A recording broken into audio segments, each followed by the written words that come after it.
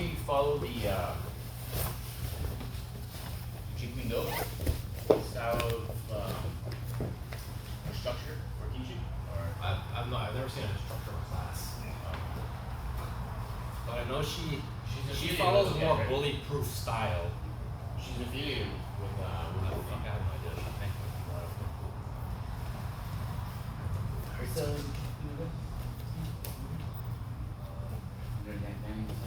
yeah, I know what you're talking about. Is that the? no one. Oh, he has a sample actually. Okay, so when I do the armbar one, I always do. And when I do it, I don't tell them to put their hands up. I don't believe in that either. That never happens. Okay. So I just do this. I put my hands up and I'll say knee to the ear, and I slide my knee to the ear, foot to the ear, hook the arm, hook the leg, kick the ball, sandwich grip. So what about the theory of The hands. yeah? Well, almost nobody is gonna push off. This is a training model for this armbar. The Helson armbar is the quick one. That's a training model for that. Okay. Maybe even for fighting. And keeping the hands out to fight too, right? Yeah, I mean it's sort of like a teaching model more than a live model. Okay. The other one of you see that you see when I have kids do it or even adults, they're gonna grab the arm and pull, but then you pull back, so you can't really. This doesn't work. So I don't do that one either. I just do this. Hands here, and I put it into the ear, with the ear, put the arm with the leg, kick the ball. That's it. And then when people say like, well, what if you can't keep your elbows down? Like, what if has good defense? It's like, I don't armbar. And it's like, oh, how do you get the arms up? I said, I tap. I'll put the hand in the collar here. They're gonna grab it over. The elbow comes up. When the elbow comes up, I put knee to the ear, foot to the ear, the arm, the leg, kick the ball. Or then I'll say, like I do other stuff. I'll do 2 knuckles. You guys gonna put the hand up on the bicep, try to block. The elbow comes up, knee to the ear, foot to the ear, put the arm, the leg, kick the ball. But if you do this, the percent you only if you're ridiculously strong in the guy you can do it. But you can always attack to make something else happen. But in the kids class, you never have to worry about that. They all like do it. There's no such thing as defense. Then triangles. Okay, the triangles. I usually say get a grip, and I don't really care what grip they get as long as they hold a something.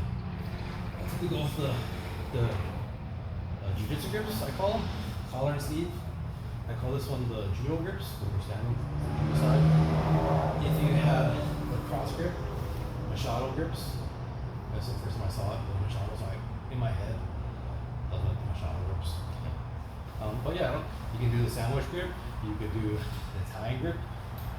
I don't really care which one you use. It's any grip you want, really. Or if you're focusing on a grip in the previous couple of classes, I'll stick with it. Like if we did the Italian grip, hook sweeps, or things like that, I'll say keep the Italian grip. With the Italian grip, watch, you can do the hook sweep, or we could do the triangle. You know, and that's how I would word it. If we're doing the arm bars like this, we had the high guard, we did the arm bar, but from the same grip here, we could do triangles. You know, and whatever you've been working on, keep that grip. Because they'll be fresh in your head. Right. And you just keep calling the grips the same. Jiu-jitsu grips, Machado grips, Gives them more Italian grip, sandwich grip. Yeah, get a little sandwich. It's like the armbar. Same grip from the armbar. Sandwich grip from the armbar. It's the same thing. As long as you use the same word for it, because of the problem that I see in today's vocabulary, 2-on-1, 2-on-1, 2-on-1, 2-on-1, 2-on-1. Yeah, how are you doing 2-on-1? Collar sleeve, collar sleeve, collar sleeve, collar sleeve. Like they're all functionally different. I have a whole bunch of different moves that will. All your moves is gonna change. So I try to put a name to that. So nobody in jiu-jitsu is doing that right now. Just following the Yeah, previous guys.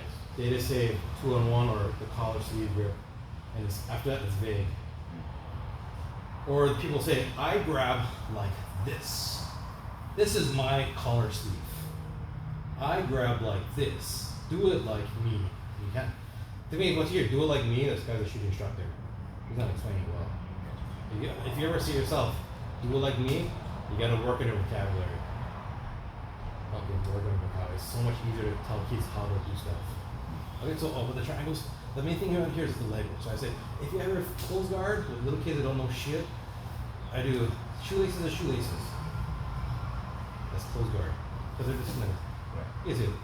So that's fucking shit there. So I'll say, shoelaces to shoelaces. And I'll say, monkey guard. And I'll say, if they've never been to it before, I'll do this. This is the monkey guard, and then this do it up. Then I'll say, if I can use the move here is the monkey flip. So my feet right here makes the monkey guard. And if monkey guard, I can monkey flip. So from here, the close guard, monkey guard, I'm gonna slide out, put my foot on the bicep right here, and I say that's monkey, spider, monkey. And if I had a little bit more advanced kids, I'll say, remember this spider guard? This is our spider guard, 2 feet in an arm. I just put one on the monkey and one on the spider, spider monkey. And they're like, okay.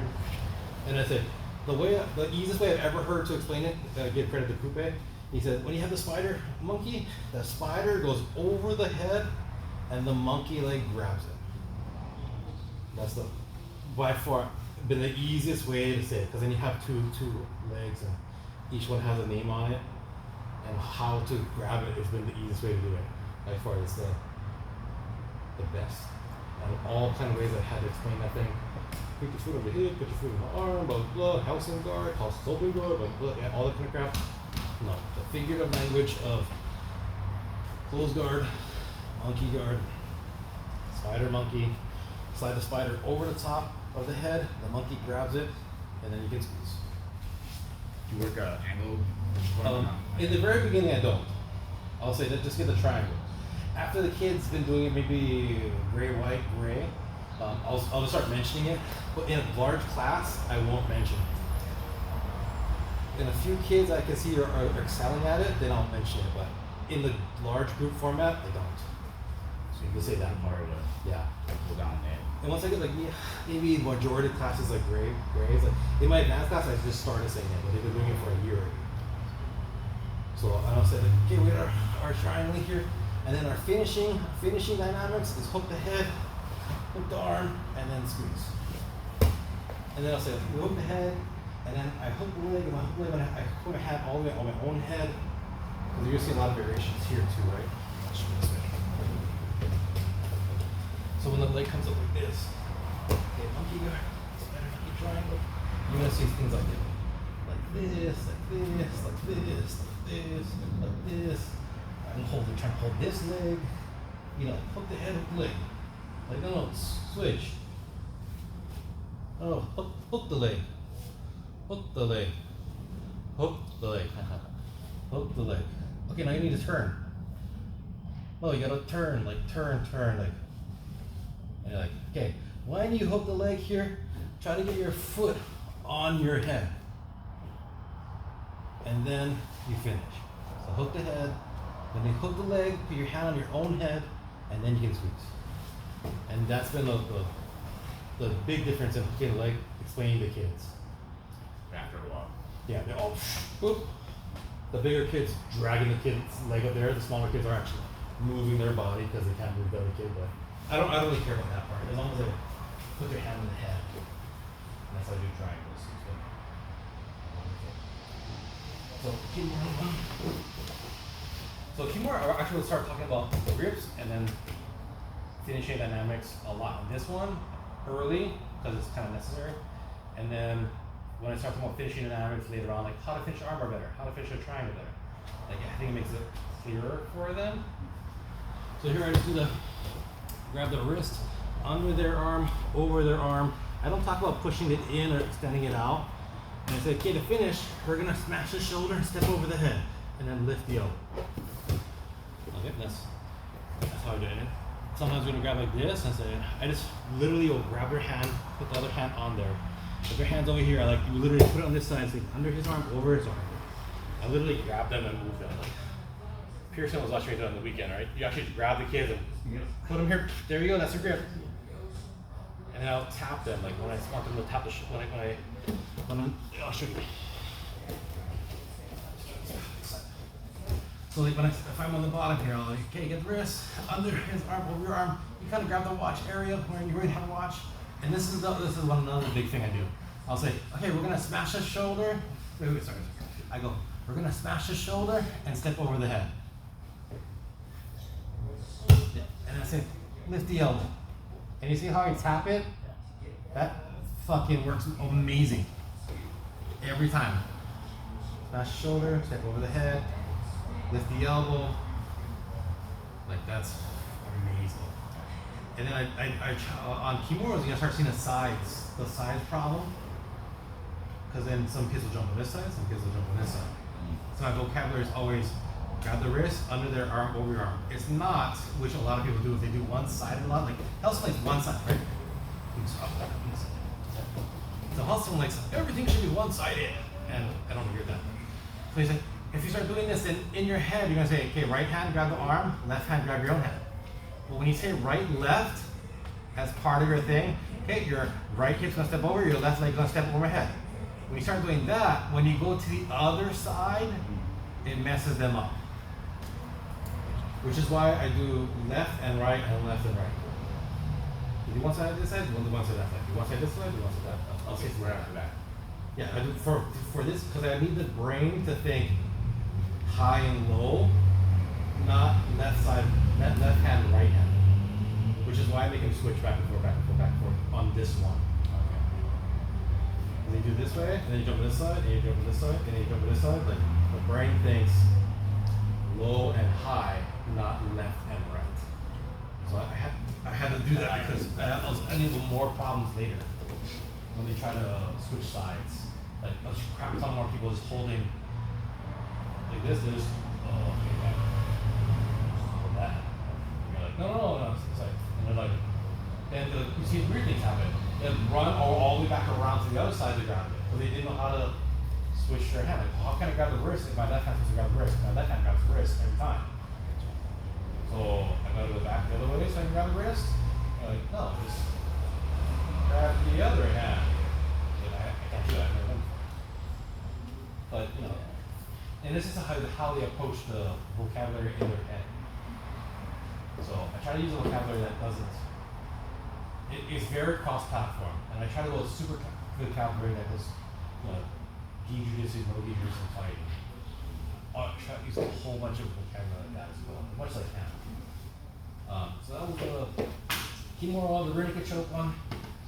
I always say seatbelt hooks, but in reality, all kids do hook seatbelt. So I'll say, okay, put the seatbelt hooks, and 9 out of 10 kids will do this. Put the one hook in, 2 hooks in, and then seatbelt. Right? And if it's a smaller kid on top, I tell them just choke right here. Well, grab the shoulder, grab your arm, comb the hair, twist. And that's how I tell the kids. Seatbelt, then I'll say grab the shoulder, try to line the elbow with the chin, then take your arm out, grab your arm, and then comb the hair. And you know, I know it's not the best rear naked choke, you know, fundamentally there's lots of errors in it, but teaching 20 kids, and you have to have a coaching device that every kid can understand, combing the hair, they all can understand combing the hair. They're not all going to understand slide your hand behind the head, and how you slide behind the head is not going to be. It's not. And then if at some point, and it takes like a long time before somebody will say, I'm trying to comb the hair, but they keep grabbing my arm. I was like, I'm waiting for someone to say that. Thank you, that's a good question. Now, to stop the comb the hair thing, you just got to switch your way. You're gonna, when you grab the shoulder here, instead of grabbing your arm, your hand is gonna come over your head, you slide it in, and then you grab your arm. And that way it's better. And then the next day they forget about it. The one kid that was important for, he might remember it. Some of the higher belts like, oh yeah, I remember that. And they might do it. Or now the higher belt will say, when they start doing a rear naked choke, they'll say, do the better version. Do the snake version. And they're like, oh yeah. But it's not worth it until they're ready to learn. And it's not worth it. I believe a huge thing, you'll get more taught by doing some things 80% right and not 100% right, but you get 100% comprehension. Yeah, if you have 80% correct, like fundamentally technique correct, the 100% of retention, it's 10 times better than having 100% technique, but 30 or 40% get it. That's how my belief is. People can argue all the time. You should have taken perfectly the first time you said that. I was like, bro, how do you teach a 7-year-old 10-step technique and expect them to remember it? Do a 3-step technique, and then you can all do it. Seatbelt, grab your shoulder, grab the arm, over here. 1, 2, 3. See the hooks? Okay, do their choke. Okay, grab the shoulder, grab your arm, over here. Waiting. For big kids, I tell them to put the seatbelt hooks and log roll so that the big kid's not smashing the kid. So that's, and I would say log roll, because every kid knows log roll. Don't say turn your side or fall over or log roll. Whenever you want someone to turn, like log roll. All kids know log roll, they roll down the hill. Yeah. It's amazing how some words really resonate with some people. The guillotine. So guillotine's a little bit harder, but it's not too bad. So I briefly will say this is a front headlock, chin strap and hold the arm, and then this gets convoluted into all kinds of things, but I just say it briefly. I don't really care about it too much. And then I'll say, okay, slide your hand over the shoulder, and then grab the top of your hand, elbow the spine, back stand, feet together, and then roll back. And you kind of get your foot over top. This is a little more complicated, but it's the hardest one to do, like for kids. But once they get it, man, you start seeing like little kids tap the crap out of bigger kids, like crazy. Every time they shoot a long shot, guillotine, full guard. Yeah, it's like crazy. So they'll say front headlock. Okay, we're starting the front headlock. And I say, hey, this is turtle. This is turtle. Get it back now. This is turtle. We're in the front. Front headlock. Okay, the front headlock. We're gonna slide your hand high. You're gonna go top of your hand, elbow the spine, jack stand, knee right by the belt. Slide 2 feet together. I had that feet together because some people are crazy flexible. They put their foot out sideways and they roll backwards like this. And you know, some people will just like Filipino squat it and here like this way and sit back. How you roll back can get interpreted in a lot of ways that I can really say. It's nuts. So I'll say jack stand, feet together, and then roll back. As you roll back, put your leg on the top. So a lot of my vocabulary comes from explaining it, and then you have to have the way to explain when someone's being a hard ass, like what the person being a hard ass is doing. Like, he's doing blah blah blah. Get the vocabulary for whatever the fuck he's doing. That's been a big thing that I've learned maybe 3 years ago. Have the vocabulary word for the guy on the bottom. Because, or for what the other guy is doing. Helps out a ton. And then you can start coaching people to, the best part about that was that you can start coaching as they roll. You can tell the bottom person, like say you're on side control, okay, bottom person, log roll. Okay, log roll. Okay, once he starts log rolling, top person, half Nelson. Under the armpit, over the head. And then you can start forcing moves that you teach so they can do it in a rolling line. You actually tell the bottom person how to do it so you can tell the top person how to practice what you did with it. Like, I don't, for the 3 to 6 year olds, I don't teach rear naked choke because I don't think kids that young should have that power.